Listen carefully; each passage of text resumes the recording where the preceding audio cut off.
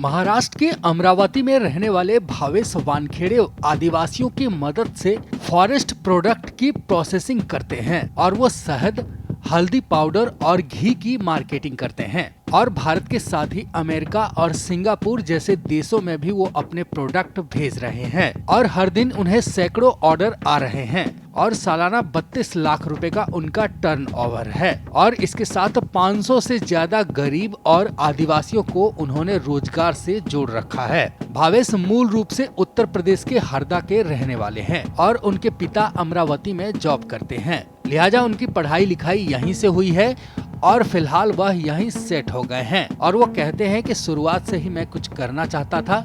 और कुछ ऐसा जिससे कमाई के साथ साथ दूसरों लोगों का भी भला हो, और इसके लिए ग्रेजुएशन के बाद उन्होंने Tata institute of social sciences से मास्टर की पढ़ाई की और उनका कैंपस प्लेसमेंट भी हुआ, लेकिन उन्होंने ऑफर एक्सेप्ट नहीं की और इसके बाद उन्होंने कुछ एनजीओ की प्रोफाइल खंगाली और उनके काम को समझना शुरू किया और फिर रियलाइज हुआ कि बिना एनजीओ के भी लोगों की बेहतरी के लिए मदद किया जा सकता है, जिसमें खुद की कमाई का भी स्कोप हो। और फिर क्या था, उन्होंने किसान से बात की और उनके प्याज को लेकर मार्केटिंग करने लगे और वो उनसे प्याज खरीदकर दूसरे राज्यों को भेजने लगे।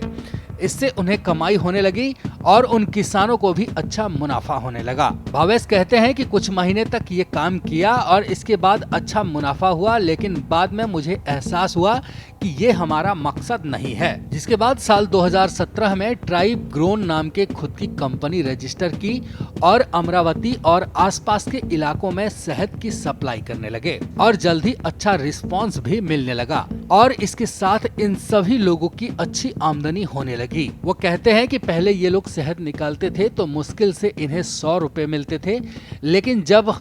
जब इन्होंने अपने साथ जोड़ा तो उसी प्रोडक्ट के 300 रुपए देने लगे और इससे इन लोगों की आमदनी बढ़ी और धीरे धीरे दूसरे लोगों को भी जोड़ने लगे। इसके बाद इन्होंने पैकिंग कर मार्केट में ले गए और उम्मीद से ज्यादा मुनाफा होने लगा। वो कहते हैं ऐसे ही लोगों का कारवां बनता गया और धीरे धीरे सभी एकजुट होने लगे।